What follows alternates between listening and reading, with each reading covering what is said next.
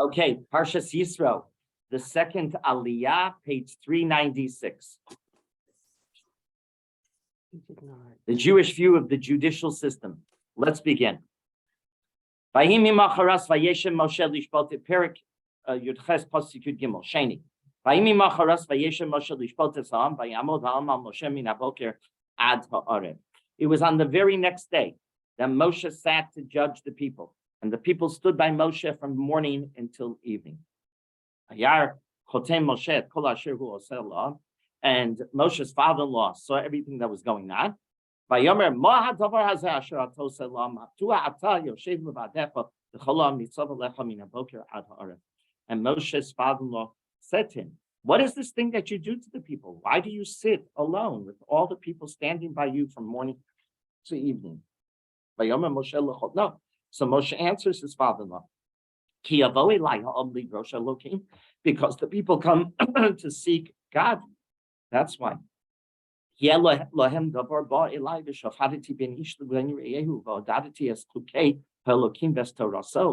when they have a matter, one comes to me, and I judge between man and his fellow, and I make known the decrees of God and his teaching. So he continues on. So Yisro now tells him the following: it's not good what you're doing.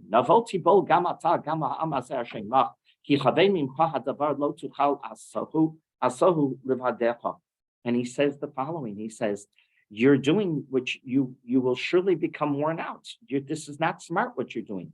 You as well as the people, and that is with you. For this matter is too hard for you. You will not be able to do it alone. Pasuk Yotes. Atah shma b'koli. Now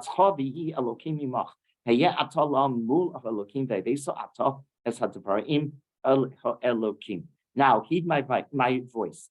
I shall advise you, and may God be with you. You be the representative of God. You convey the matters to God.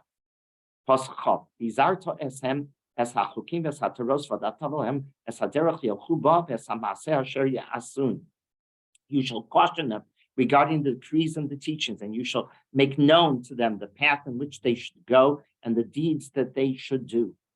These are to asem as hachukim satoros for datolam esaderach yachuba v'samaseh asher ya'asun. Pasuk 20, right? Pasuk 21. Atotech hazeh mikol am asher anshei chayil yirei elokim anshei esaneh vata v'samta aleim sarei alofim sarei miel sarei chamishim v'sarei atzaros. Pasuk 21.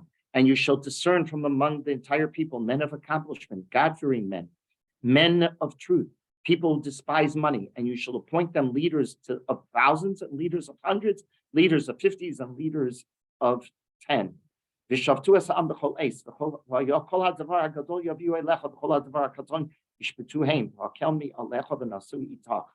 And they shall judge the people at all times. And they shall bring every major matter to you, and every minor matter they shall judge, and it will be eased for you, and they shall bear with you. If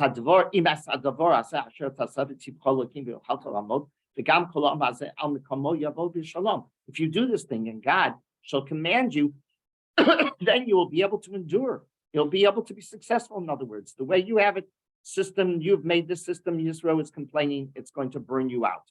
But listen to me, and you will be able to endure, and this entire people as well shall arrive at its destination in peace.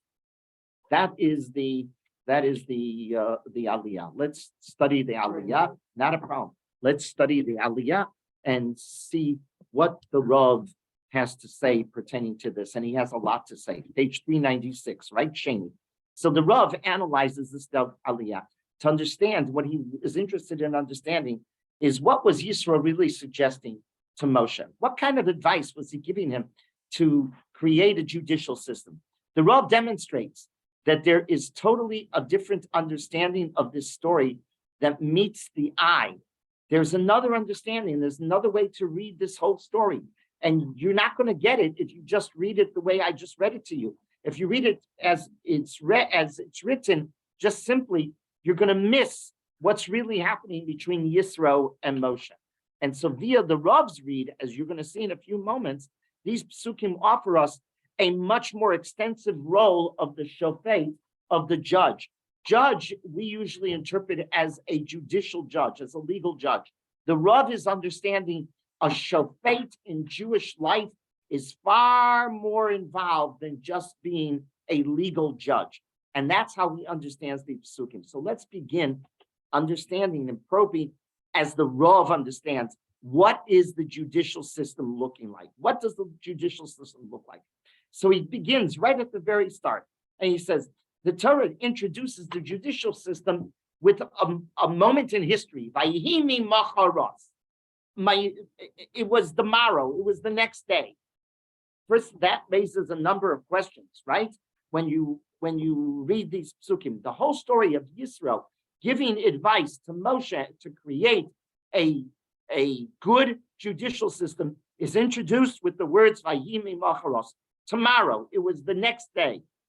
Question number one, why does the Torah introduce the whole formulation of the Jewish judicial system with these words? And it was tomorrow. What that's the way you introduce a judicial system? Number two, why is it so important to know that judicial system was created on the next day?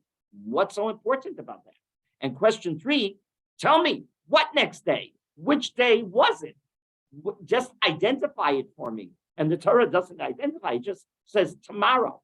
Okay, both Rashi and the Ramban note that the word mimacharat on page 396, Pasuk Yud Gimel, right? They note that the word mimacharos refers to a very specific day on the calendar in Jewish history.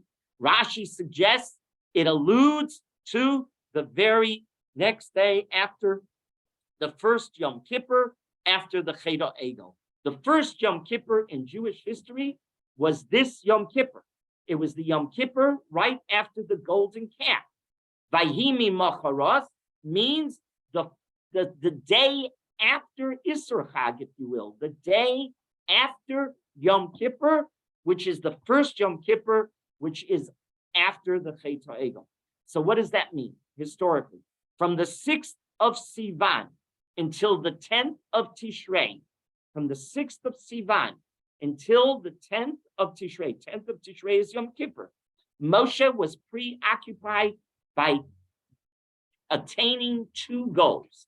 One, that God would forgive us for the Cheder Egel, and two, that he would be able to replace the shattered luchot, right? Those were his two goals. It occupied himself. Vav Sivan, 6th of Sivan. Sivan, what's after Sivan? Tammuz, of Elul, Tishrei. It's a long time, right? Vav Sivan, Tammuz, of Elul, and then to Tishrei. So it's quite a long time. And Moshe is occupied by only one thing, two goals. One, to replace, to gain atonement for the Cheder Egel, God should forgive us, and two, to replace the shattered luchos. Because of that preoccupation, that means that this was the first time in Moshe's career as a leader of the Jewish people after Exodus that he was able to administer Torah judgments to the public. It's the first time. He's been preoccupied. He hasn't been around. He hasn't been on vacation. Moshe didn't take a vacation, but he hasn't been around. Nobody has seen him. He's been up in Har Sinai all of that time that I just described to you. It's months long. And so now this is the first time that Moshe can administer Torah judgments to the public. So which is it that day? In other words, Vayimi Macharos is an important historic moment. That's correct. Yud Aleph Tishrei. Yud Aleph Tishrei. It's the 11th of Tishrei, and Rashi is telling us the Torah introduces the whole judicial system with a historic moment, but you have to understand what that historic moment is. It's the 11th of Tishrei. Why is it introduced? So Rashi explained, hey, this is the first time that Moshe is able to administer Torah judgments to the people. This is the first time he's serving as a judge. Okay, that's why it's introduced that way. The Ramban agrees with Rashi. He says, yes, it's after Yom Kippur. It's after that first Yom Kippur. But he says, I don't know if it's the 11th of Tishrei. It might have been the 12th of Tishrei, the 13th of Tishrei. It's after Yom Kippur. Vayimi Macharos means It's after Yom Kippur. Rashi says it's the 11th of Tishrei. It's the day after. Ramban says, I don't know if it's the day after, but it's after. That's what the words mean. Okay, so they both agree that it's after Yom Kippur. That's all. They're disagreeing. Maybe it's a little after Yom Kippur. Okay. The Rav, however, suggests that there is a different way to understand Vayhi Macharas. Vayhi Macharas is not giving you, per se, a historic moment on the calendar. The expression of Vayhi Macharas, tomorrow, means a contrast between two moments in history. Today is different than yesterday. That's what it means. It may very well mean that the day before was a negative experience. You had a negative experience, and now the new day will rectify the bad experiences that you went to before. In other words, yesterday they acted totally inappropriately, right? What's the yesterday? The Chet HaEgel. They acted totally inappropriately at the golden calf, but now a new day has begun. The new day gives us the chance to change of heart, to change everything. Now there was tshuva, in other words. Vayhi Macharas means a contrast. We were one way before, we're a different people today. Possibility one. Or it might mean the opposite. The first day was that when the first day was negative and the second day was positive. Or maybe no, it's the opposite. The first day was positive. It was filled with holiness. Which holiness? The holiness of Yom Kippur. Yom Kippur was so palatable that year after the Chet HaEgel. It's the first Yom Kippur in Jewish history. It was so palatable that the second day was impacted by that Yom Kippur. Yom Kippur was such an experience, the experience overflowed to the next day. In such a scenario, the first day becomes primary, which is the first day, Yom Kippur.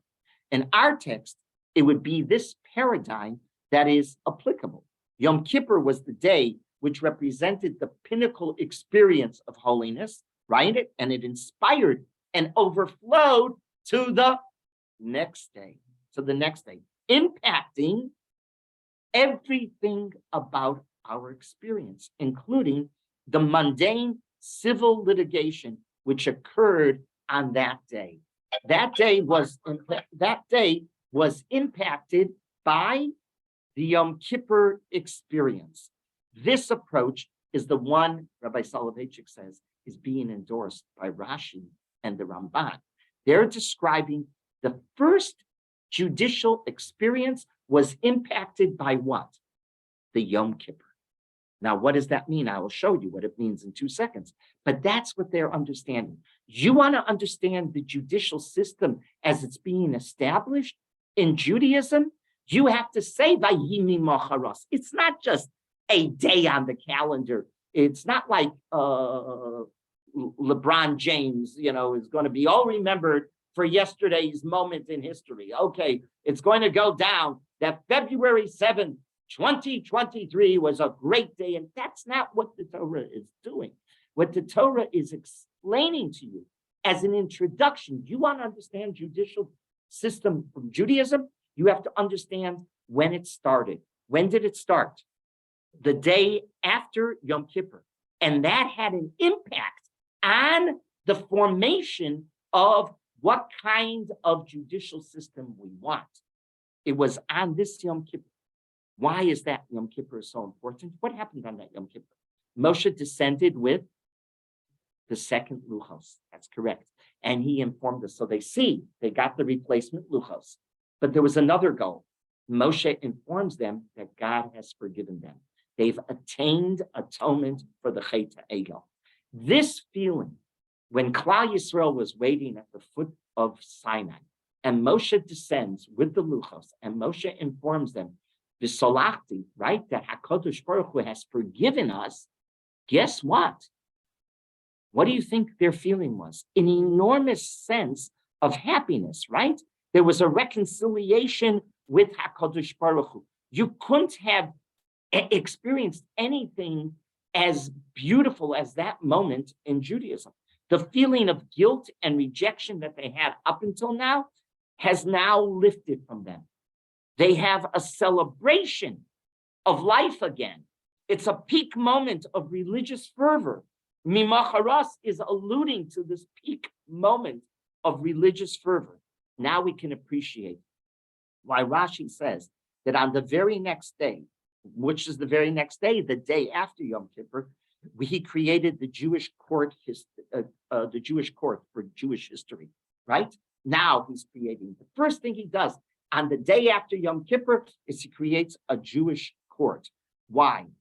Why is that so important? So Rabbi Soloveitchik explains beautifully. The religious emotional impact of that Yom Kippur certainly defined that day, the day after Yom Kippur. Yom Kippur was such an experience of overjoy. Wow, we went into Yom Kippur. Will God forgive us? We went into Yom Kippur. Will Moshe come down with the luchos? We went into Yom Kippur with guilt hovering over us, a sense of rejection, a sense of distance from God. And we didn't know what was going to be our tomorrow. And what does Moshe come down with? On Yom Kippur, it's a celebration. That Yom Kippur becomes an enormous celebration. And what does Moshe do the next day? He creates a court system. What do you mean he creates a court system? That joy, that feeling is to impact all Jews from there on in, a feeling that your antagonist in the court, it doesn't need to be vanquished. That's not what Judaism wants. You don't vanquish your opponent in a court. Rather, what is the message? Reconciliation. You have an argument with somebody? We get it. You're going to go to a court. What is your attitude by going to court? Your attitude by going to court is I'm going to vanquish my opponent, or your attitude of going to court is I have a disagreement. What do I have to do? Reconcile. What just happened to the Jewish people? We had a terrible problem with HaKadosh Baruch Hu, right? But did HaKadosh Baruch Hu reconcile with us? Yes. So he changed our attitude. And that's why Moshe, Rabbi Soloveitchik says, creates the court system by him and Macharos that very day to impact our thinking about how we view going to court. Is going to court the goal to vanquish your opponent, or is going to court the goal to reconcile? Now we can understand why the Torah, Rabbi Soloveitchik says, Vayimi Macharos, was when the judicial system was established. This became an imprint on the very future of the judicial system, that it should reflect the qualities that governed that very first day when it was established. In other words, every mishpat, every court case that would follow should see itself, according to the Rav, argues the Rav, as associated with the spirit of what? Vayimi Macharos. Just like we felt on that day, that feeling should, if you will, mark how we view the judicial system from there on in. That's why the Torah goes out of its way to tell us exactly when Moshe establishes the judicial system. It's not by accident. In other words, it's not a moment in history that you have to remember that this day in history. No. Vayimi Macharos is, what is it telling you? How to view, it's the introduction to view a judicial system. A judicial system in Jewish thinking is for reconciliation, not for vanquishing an opponent. That's what Vayimi Macharos, the Rav, understands. Continue on. Okay, in the next words, Vayimi Macharos, I mean, this is a beautiful idea. This is a goal. That's what Rabbi Soloveitchik is saying. Do we attain that? No. Well, the question is the Jewish judicial system identical to the secular Jewish system? And you're going to see, Rabbi Soloveitchik argues, totally different. The judicial system of the secular, we'll come to this, was marked by an influence of an Aristotelian approach to law. Judaism rejects that in these psukim right here. Okay, continue on. What happens? Vayim Macharos. So the next day, the day after Yom Kippur, right? The day has been impacted by Yom Kippur, by the experience of reconciliation. I think that's the most important word here. The operative word for this story is reconciliation. Mimacharos means reconciliation. Vayhi mimacharos. Vayeshev Moshe lishpot es ha'am. What does it say? And Moshe sat to judge the people. And Moshe sat to judge. And Rabbi Salovey, page 396, verse 13. And Moshe sat to judge the people. What does a judge mean? What does a shofet mean? Vayeshev Moshe lishpot. And Moshe sat lishpot, to be a shofet. What is the word shofet? What does it mean? Does it mean just to be a judge? Rabbi Soloveitchik says, the word shofet does not, it's misread. I told you in my opening comments. You're going to see through the eyes of Rabbi Soloveitchik that there is a totally different understanding of these psukim. And it's not what your eyes see. It's a totally different, comprehensive view of the judicial system through an analysis of the words. Shofet does not exclusively mean a judge in law. Rather, it means one who helps by advising and counseling people in need. That's what a shofet is. Again, I repeat, a shofet is one who helps by advising and counseling people in need. Vayeshev, I'll read it again. Vayeshev Moshe lishpot et ha'am. He sat there doing what? Ladies, what he sat there doing? Advising, giving counsel. That's what Moshe was doing. And when you give counsel and you advise, what's your goal? To reconcile problems. That's exactly what the judge is supposed to do in Judaism. Rabbi Soloveitchik proves it. He proves it in Tehillim that we say every Friday night in Kabbalat Shabbat. In Perek Tzadi Vav Pasuk Gimel, Lifnei Hashem kiva lishpot et haaretz, yishpot tevel betzedek va'amin be'emunato. We say this every Friday night before the Lord, for he has come. For he has come to kiva lishpot. To, what does that mean? To judge the earth? Yishpot tevel. He will judge the world with righteousness and the peoples in his faithfulness. God is being described as a judge. Rabbi Soloveitchik says, take a look at the psukim right before. Take a look. In L'chuna Ranina, every Friday night, you say these psukim. And what is the description right before this? Listen to this. It's unbelievable. Yismechu hashamayim v'sogel haaretz. Yiram hayomu meloel. Yalos sodai v'chol asher bo. Oz yiranenu kol atzayar. Then comes Lifnei Hashem kival lishpot haaretz. What does that mean?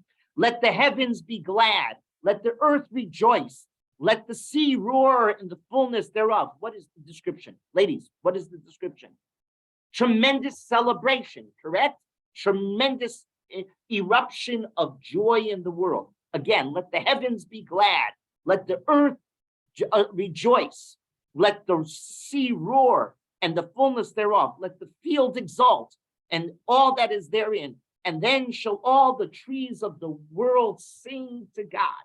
Whoa, what's the description? Right before, and God will now come and judge? It doesn't make sense if you understand the word shofet as a judge in a legal system. I don't know people go into a court dancing and singing and happy. That's not the way they go into courts, right? But this, obviously, it can't mean a legal moment, correct? That's what if the Almighty is coming to judge, then the world wouldn't be singing. There wouldn't be joy, dancing, gladness. That would be out of place. So what does the word shofet mean in that pasuk? So the word shofet means here is God as a coming. He's a transcendent God. He transcends distances, if you will. God is transcendent, and he's coming where? Close to me and you. God is coming to establish contact with us, to show concern for us, an interest in our world. That's what the pasuk in Tehillim. David HaMelech is describing HaKadosh Baruch Hu's interest in you and me. HaKadosh Baruch Hu transcends the world, and he comes down, if you will, to find out how is Muskin doing, if you will, right? How is each one of us doing? Oh, he wants a relationship with me. That's a different, that's not your usual view. If I would have you take out a piece of paper at the beginning of this year and say, just write 3 sentences in your description of what a judge is like. It wouldn't be one who's a friend. It wouldn't be one who's counseling. It wouldn't be one who's giving advice. That's not the way we think. But that's what a shofet is. A shofet is a counselor. A shofet is an advisor. There's nothing more exalting than to feel God's interest in your problems. HaKadosh Baruch Hu was worried about me. Mediation? A mediator, that's correct. A reconciler, that's correct. 100%. In other words, the meaning of shofet isn't limited to judging. Rather, it connotes concern for the other. A shofet has concern for the other in Hebrew. 2 seconds, I'll take it. The Rav notes that it can also be proven in how we appreciate the book in Tanakh called Sefer Shoftim. How do you translate that? The book of Judges? Well, Greek and Latin translated the book of Judges. That's how it's translated in English. It's a mistranslation, Rabbi Soloveitchik demonstrates. We can see this in, for example, the story of Devorah, Rabbi Soloveitchik notes. Devorah the prophetess. Devorah is a shofetes, correct?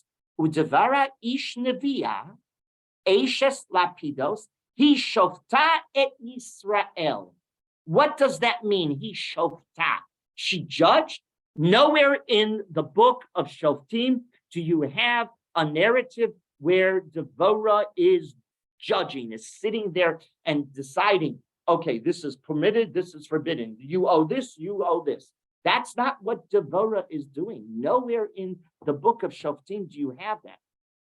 What is Devorah doing? Nothing in the narrative has her judging people. What is recorded is her leadership role and her concern for the welfare of the Jewish people. That's Devorah. She's the one who declared war on Sisera, right? She's the head of she's deciding, she's the minister of defense. She does the minister of war, right? She's deciding, how are we going to defend the Jewish people? She chose the commander-in-chief. She's the one who chose him. She personally accompanied Barak to the field of battle. She pursued Sisera. That's what you're seeing. And she does what? What else does she do? She sings the great hymn of praise to HaKadosh Baruch Hu. She's a poet, but she's not a shofet in the Latin Greek term. That's what the Rav is pointing out. You misunderstand this whole chapter in Chumash if you translate the word shofet to mean a judge in the legal sense. He goes on. In other words, she wasn't a judge in a judicial sense. Rather, shofet means a leader. She was a teacher. She was a friend. She was a confidant. That's what Devorah was. That's what shofetes means. How does she describe herself? Remember Devorah in the psukim in Sefer Shoftim? How she describes herself. She gives an autobiographical comment. She says, I am aim Yisrael. You want to know who I am? Does she call herself a shofetes? No, she calls herself. You want to know who Devorah is? I am the mother of the Jewish people. What do you mean when you say I'm the mother of the Jewish people? I am concerned about my children. What does a mother want more than anything else? Reconciliation when there is differences of opinion. She wants peace in the home. That's what a mother wants. She wants the siblings to get along. That is the goal of Aim B'Yisrael. There shouldn't be tension. There should be reconciliation. Oh, for the children of Israel, they did not go to Devorah for a judicial psak, halacha. They did not go at all. Rather, they came to her. What did they come to Devorah for? For leadership, for guidance, for advice, for counsel. That's what a shofet is. Now, this isn't only true of Devorah, Rabbi Soloveitchik says. Rabbi Soloveitchik just used Devorah as an example because she's a very important story in Sefer Shoftim. But the Rav notes, it's the theme that permeates the entire book called Shoftim. It's not a book of judicial judges, but rather it's a book of leaders, of fathers who helped guide people through a difficult time. It's 300 plus years of Jewish history, right? The Shofet represents so much more than just judging on a legal sense. It embraces the whole gamut of human relations. Two seconds. So you'll see the whole picture. How the Rav reads these psukim is just utterly brilliant. He's demonstrating, and that's where what happens, by the way. Yitro doesn't understand it. Yitro misreads. But Moshe takes his advice. You got a good point. Listen, I'm not the only one that can give advice. Okay? But that's not what he's suggesting. Yitro thinks that Moshe is acting like a judge in a court of law. That's not what Moshe is doing at all. And the Rav notes this, and if you pay close attention to the wording. Okay? So what have we so far seen? The Rav is pointing out, Vahimi Macharos, it's not just a day on the calendar that we're going to commemorate. Rather, it's the whole introduction to the judicial system. It impacted the judicial system. It's supposed to have an overflow from Yom Kippur. It's supposed to have an overflow in it's ideal. It's an ideal. It's supposed to have an overflow into the judicial system. That's mimacharos. That is the goal that the Torah has. We're not going to achieve the goal, but that's the goal. The goal is that it's supposed to have an impact. And then the Rav points out, Moshe is mishpot. Moshe is not that day judging, okay, you're right, you're wrong. Of course he's not. Why was he not? Because where were we when all of this happened? In the desert. Everybody was equal. What did you get? Everybody got the same amount of money. Everybody left Egypt the same way. Nobody had more than anybody else. Continue on. What? That's correct. It was a casteless society. It was. No, they were being fed. Shevet Levi was servants in the Mishkan, but they didn't get more than anybody else. They didn't get more. They had to get fed because what did they not have? But that's going to impact when they get to Eretz Yisrael. It's not impacting them now in the 40 years in the desert. So what do they, wait 2 more seconds and you will see the brilliance of how the Rav understands what's happening between Yisro and Moshe. What is this? We read the psukim, if I would say, okay, take out a piece of paper now and write your description of what those psukim were. Yisro was saying, Moshe, you can't be the only judge. You're overdoing it. You're going to burn out before you know it. It's probably the only time in Jewish history we kibbutz where a father-in-law was worried about a son-in-law doing too much work. But, that's the way you understand it when you read it just like that. But the Rav probes and he says, what's happening here? Yisro is seeing one thing, but Moshe is doing something else that Yisro did not appreciate. Moshe was not judging them in a court of law because, number one, there was no court of law needed. There were no arguments like that. There was something else happening. Oh, yes, a very important thing that's happening. Let's continue on. Pasuk Yudalim, the next pasuk. Vayar chotein Moshe. So his father-in-law Yisro sees, right? Vayar, he sees. He doesn't, by the way, Vayar means what? I observe and I comment. But my observance might very well be incorrect. Vayar chotein Moshe, kol asher hu oseh lo. He's sizing it up, right? He sees what has happening here. Vayomer, and he says, Ma davar hazeh asher ata oseh lo. What in the world are you doing? I see that this is a disaster in the making, right? Isn't that what Yisro is telling him? And then he tells him, you know what's bothering me? Here we go. Take a look at those words. Madua ata yoshev levadecha v'chol ha'am nitzav olecha min boker ad oreb. Why are you seated alone and the people are nitzav? What does nitzav mean? Standing while you're seated. And from morning to so there's so many things going on here. What is he complaining about? What tell me the amount of complaints he has here. That means after revolution. He's no, what are the critiques of Moshe? He's alone. He's alone, so he doesn't have anybody helping him. He doesn't. Sitting while they're He's sitting. Oh, so what? He's alone. He's doing this whole system by himself. Going from And now, next problem. You're seated. They're standing, and you're doing this all day long. Oh, now Rabbi Soloveitchik says, I see. It's one word. It's in one word where the difference of understanding what's happening. When you see something and you see a moment and you size it up, not necessarily are you sizing it up correctly. Yitro sizes it up and he says, "Maduvechoa nitzav alecha." And you translated the word, Linda, how? Nitzav, stand. That's the way that. Would you please show me that?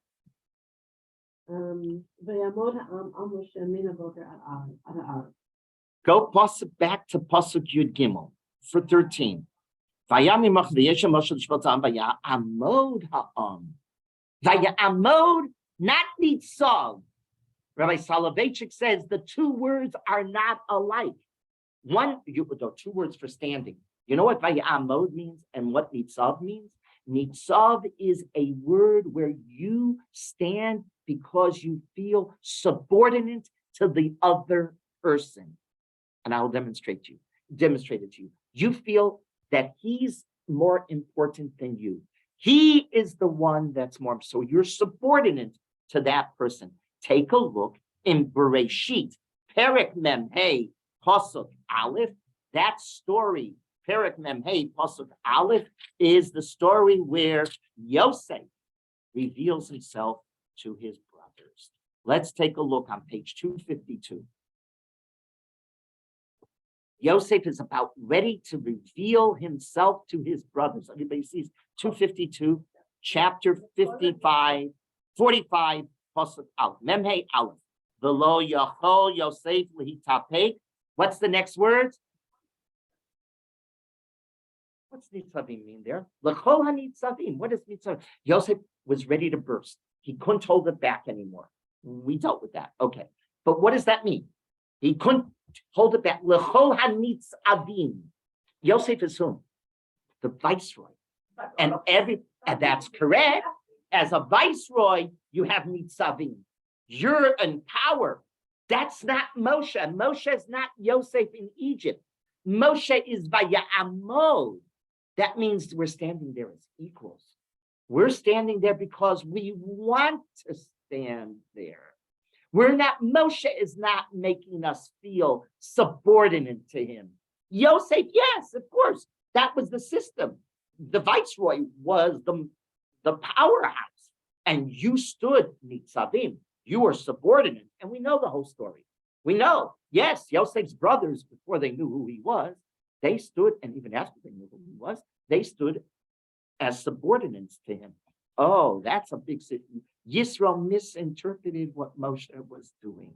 Moshe devoted his whole life to Klal Yisrael.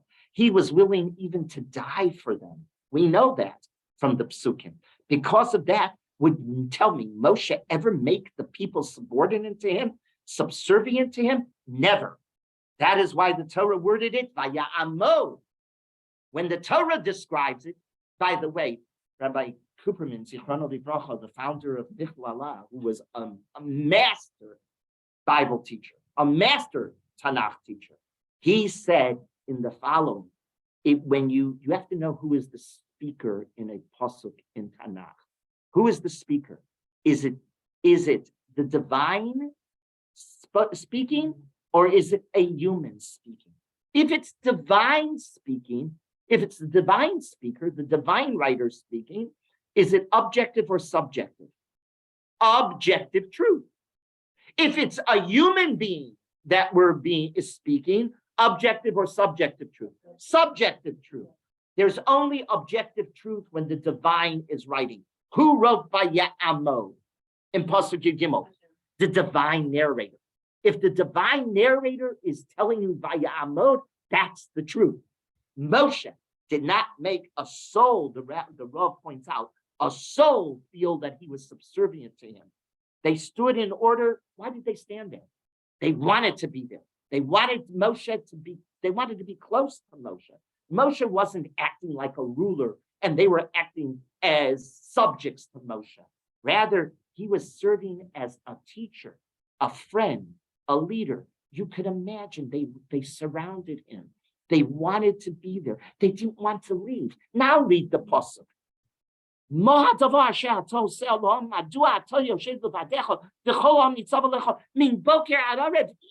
you got it wrong. Moshe is not making them stand there, miboker ad harav. That's what you see.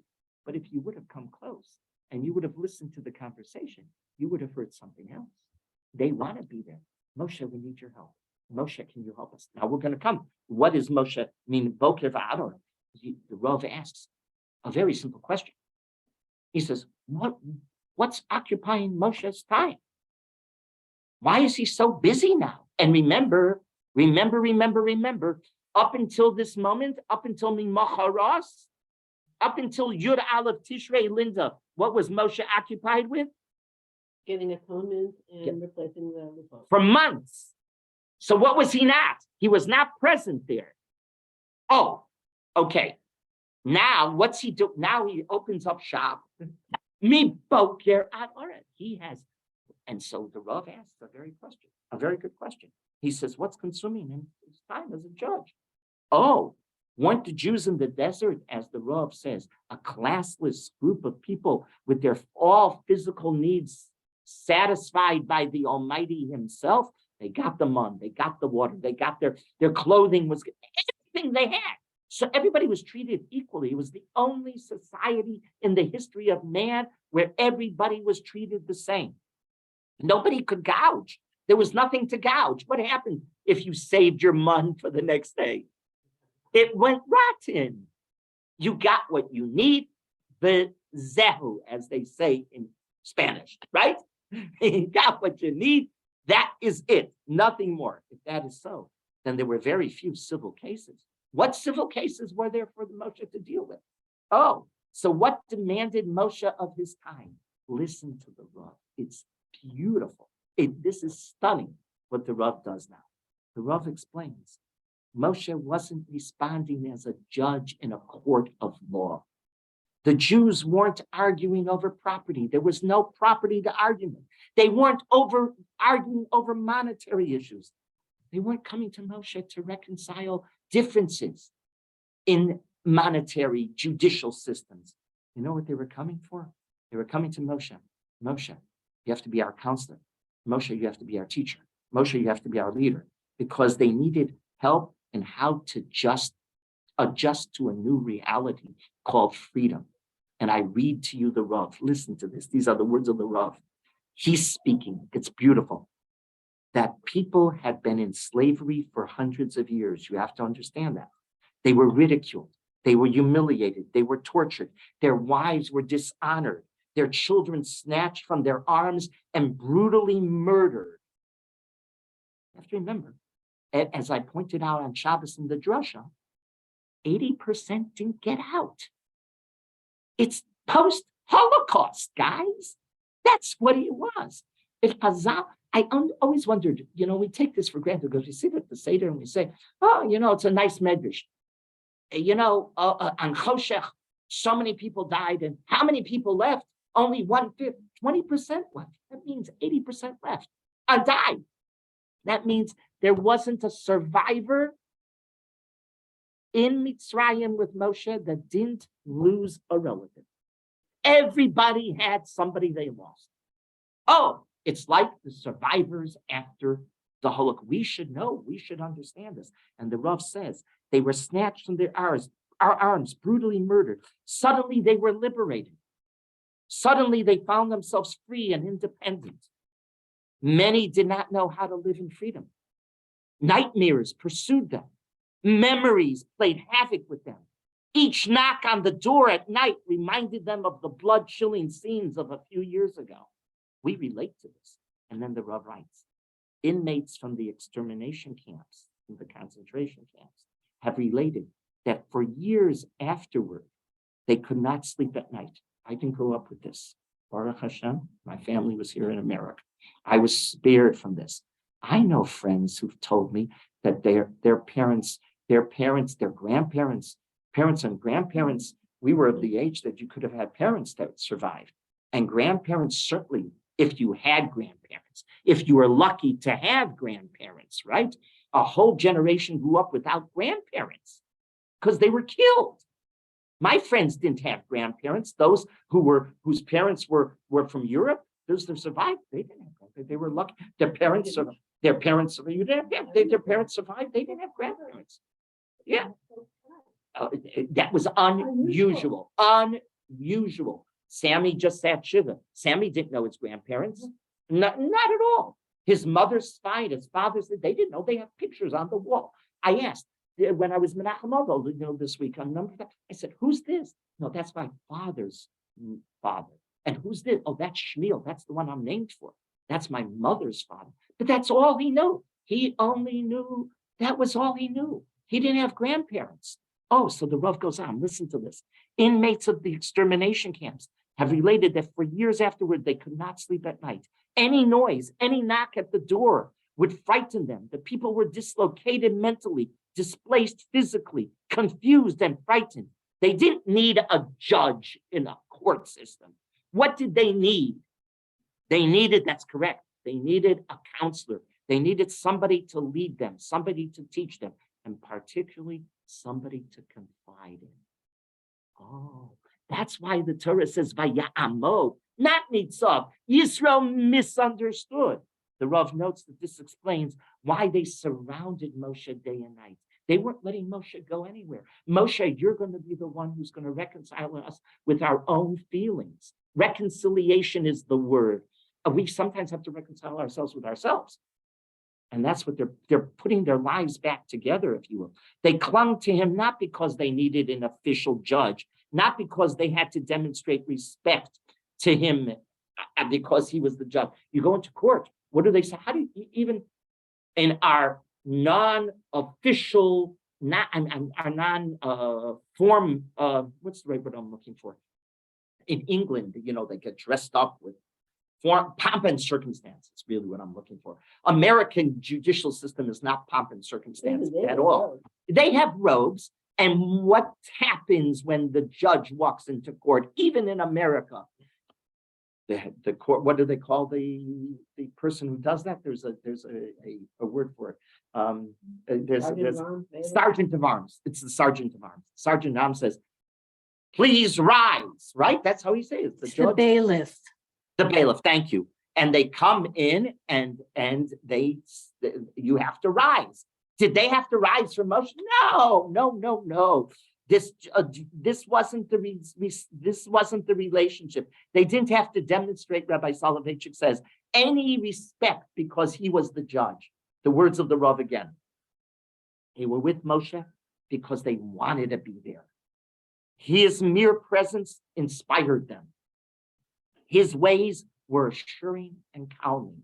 His words of wisdom enlightened them, drove away the ghosts of their past. His words of comfort and solace placated their pent-up emotions, healed their schisms, and fused them with hope and faith. The bottom line, they stood about him because they loved him. They were fascinated by him. They could not separate not being with him. The standing was not a ceremonial nature. It was spontaneous. It was natural. It was almost instinctual. By min boker ad oref, from morning to be, because they chose to do that. They wanted to be there with Moshe. They occupied Moshe's time. They were Moshe, give us more time, give us more time, give us more time. Because they came with such sorrows. Again, I repeat, Chazal knew what they were talking about. It's not a cute medrash. Chazal were saying, if you think about it as a Holocaust, there was nobody that was spared. Every one of the people that survived were affected by the experience. Continue on. Pasuk Tezvav. Yes. I accept and I understand what you're talking about, ויעמוד העם על משה. But Yitro look at it in a different. 100%. That's right. That's right. So It's the difference. he was really not. That's correct. He misinterpreted. He saw, he jumped to a conclusion. He became the judge, right? Okay, correct. That's the way the Rav reads this. I never read this way. Yeah, 100%. 100%. Continue on. So Moshe says, and by the way, take a look at what he says. Moshe says, you want to know? I'll tell you. The people are begging for answers. They want to understand what's lidrosh Elokim. Post-Holocaust, they want to understand, is there a God? You're telling us, fine, we saw all the survivors after the Holocaust. They saw the greatest miracle happen, that state of Israel. It's unbelievable from the ashes. But lidrosh Elokim, is there a God? Still, they have to ask. They ask these questions. Now, continue on. Pasuk Tezayin. Ki yeh Elohem davar bo elai v'shafatiti ben ish uven re'ehu. When they have a matter, one comes to me and I judge between man and his fellow. What's ben ish uven re'ehu? Moshe is saying. So Chazal, the Mechilta, says, V'shafatiti ben ish uven re'ehu. The Mechilta indicates a fascinating. Mechilta is Medrash Halacha. It says, these words teach us that a judge is to try his utmost to come to a conclusion called pshara, not the letter of the law. I've been sitting here the whole time. My Right. grandfather was Dayan, who I did not know. Right. My father told me that when he sat on the basement, Right. the whole goal was. Pshara. That's Here, exactly- and that's where, you know what pshara means? Pshara doesn't mean, no. No? That's the misinterpretation. Pshara doesn't mean, okay, here, you have an argument, you'll get 50%, you'll get 50%. That's not pshara. That's compromise. No. Pshara means I'm going to give you two alternatives. And we'll figure out which alternative is the best. The letter of the law means you're right or you're right. You're right. One has to be right, one has to be wrong when it's the letter of the law. Of course, that's the letter of the law. You can't, in contradiction, you can't have both. Chazal taught us that if a judge does not pursue pshara, does not reconcile the problem, if you will, but renders a verdict in accordance with the strict reading of the law, just like your grandfather did, pshara, because if you do strict letter of the law, the Gemara, the Mechilta, the Medrash Halacha teaches us, he is considered a derelict judge. A judge is not to say, okay, this person is all right, okay, this person is all wrong. The Rav noted, and I told you this at the very beginning, that the secular courts, one of the parties always gets hurt, always, because litigation is resolved with one being a victor and the other being a loser, one being defeated and one winning. One is victorious and one loses. One is humiliated by the loss. The Rav points out that the secular system had accepted the Aristotelian approach to contradiction. If there is a contradiction between A and B, either if there's a contradiction between A or B, Aristotelian thinking is either A is right and B is wrong, or the reverse. But A and B cannot both be right, and A and B cannot both be wrong. If it's a contradiction, you have to find letter of the law, Aristotelian thinking, you have to find one right, one wrong. Secular justice is always interested in resolving a conflict, but not in reconciliation. Peace is outside the halls of justice. Courts of law are not makom shel shalom, but that's not true in a bezdin. A bezdin is supposed to work ideally as a makom shel shalom. Judaism, however, never accepted the Aristotelian principle of contradiction. The halacha recognized both, as the Rav speaks, and remember, he has the PhD from Harvard, from the Harvard of Europe. He has a PhD from University of Berlin in philosophy, and he says the halacha recognizes both thesis and antithesis as true. Judaism tried very hard to protect both litigants from from being disgraced and humiliated in court. That's what Judaism attempts to accomplish. That's our goal. You can shake your head and say, no, it doesn't happen. It does happen sometimes. It doesn't happen sometimes. People are people. We're frail in our ability to implement it, but that's the goal. That's the goal. Bye. Of course we are. One second, one last thing. Now, one last thing the Rav points out. Again, Yisro misunderstood, and Moshe responds. Pasuk Chovav. Moshe tells it, so he watches, he says, you got to get help. You can't have them stand there. Okay, we've dealt with that. Now take a look in Pasuk Chovav. V'shaftu es ha'am b'choles, es hadavar ha'kosher yivi'un el Moshe, v'chol hadavar ha'katon yishbetu hain. Right? That's Moshe says. V'shaftu es ha'am, they judged the people at all times. The difficult things they would bring to Moshe. The minor things they would themselves, they would judge. That's how they divided it up. Go back to Pasuk Chovav. What did he say? That's the way it turned out. But what did Yisro suggest in Pasuk 22? V'shaftu es ha'am b'chol eis, v'aya kol hadavar, what's the next word? Hagadol. All of the big cases you'll take care of. Then, kol hadavar hakatan, all of the small cases they will take care of. So the Rav says, that's not what Moshe did. Moshe did change it from Gadol Katan to what? Kasher, right? To Kasher. What's Kasher mean? Complicated. What's Gadol mean? Well, if the case is $1 billion, then it comes to me. If it's a big monetary issue, send it to Moshe. Whose idea was that? If it's a big monetary, that's Yisro.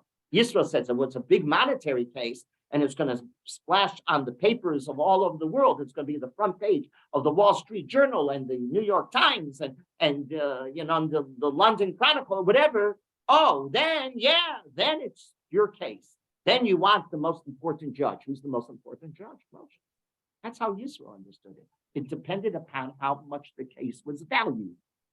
Moshe said, that's not what happens. How does Moshe? Now read it carefully. See how the Rav is reading this whole story? He's looking at every word and he's seeing the brilliance.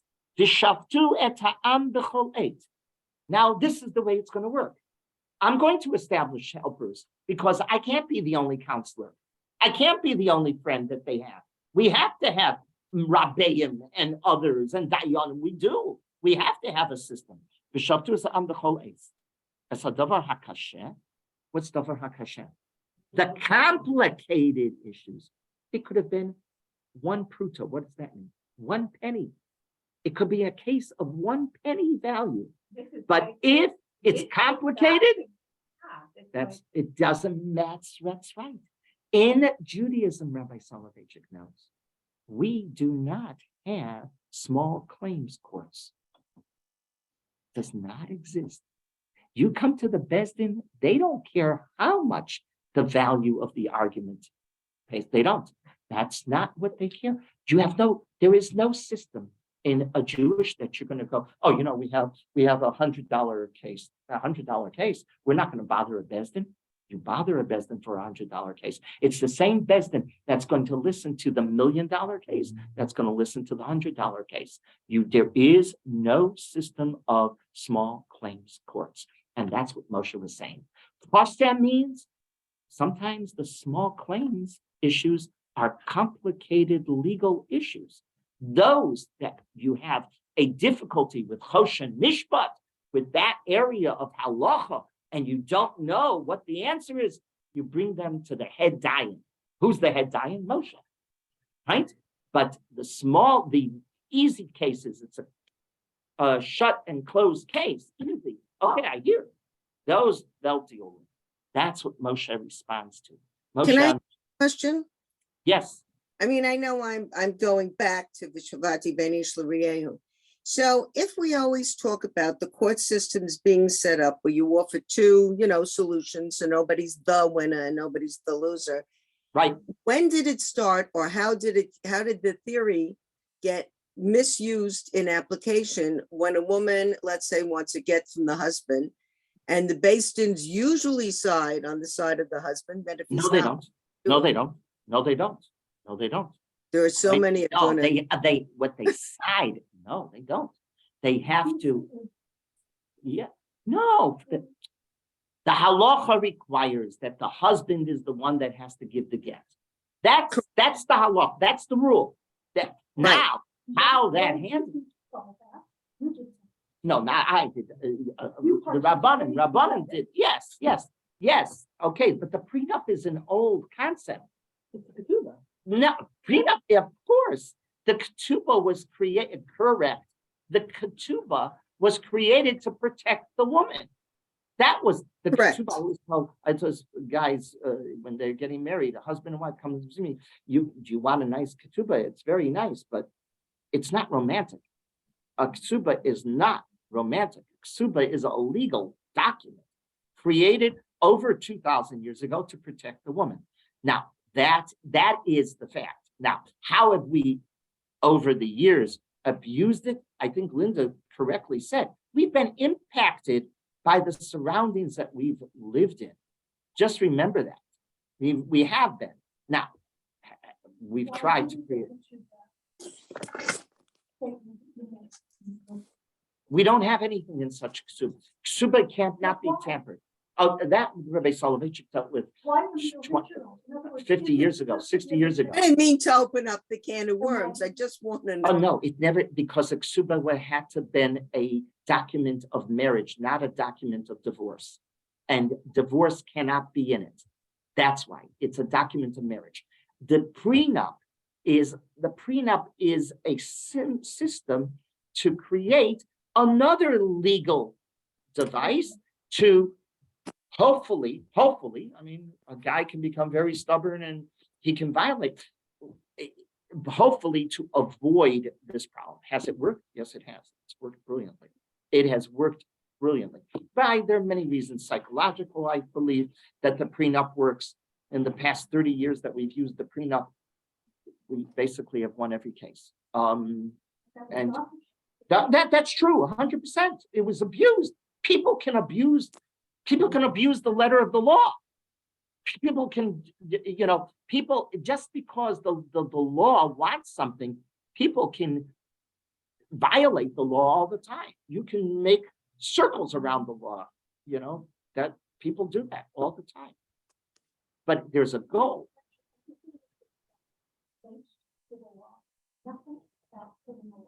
Right. So how do we accept it? We can't hear what they're saying. Yeah, I will tell you. I will repeat. Yeah, she's asking a very simple, a very good question. Is we're dealing with civil law here, not criminal law. That is true. We're not dealing with criminal law. 100%. The halacha was dealing with civil law. Ben Ish L'Reyehu. Ben Ish L'Reyehu is not. Listen, the Luchos dealt with criminal law, and the Torah does. In other places, the Torah does. Well, the Sanhedrin, right? The Sanhedrin, we have a system on how we're going to deal with criminals. We do have a system on how we deal with criminals. There's a whole area of halacha that deals with criminals. No, he wasn't dealing with criminals. He wasn't dealing with criminals at this juncture, right? Yitro was now. Okay, let's wrap it up. What was the Rav? How does the Rav understand this disagreement in understanding between Yitro and Moshe? Yitro didn't understand that Moshe was acting as an advisor. He was right that Moshe was going to have burnout. There was that Moshe was being overburdened. So that idea is correct. We have to get, and by the way, what does he recommend? He recommends that you get the highest people with the best ethics, which, let me stop for half a second and recommend a book. A book is called A Letter to a Young Lawyer. Have you seen it? Letter to a Young Lawyer, written by a very famous lawyer named Alan Dershowitz. It was one of his many, many books, but it's an excellent book. It really is fascinating. He taught law in Harvard all those years. He's a brilliant man.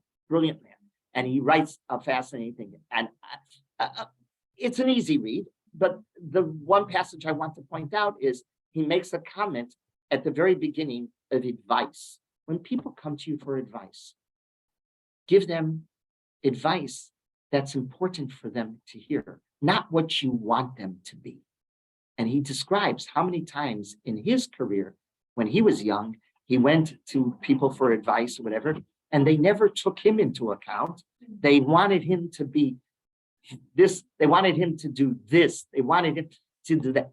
Advice, that's what these psukim are telling you. Get people who are going to give advice that's honest, that applies to the person asking for the advice.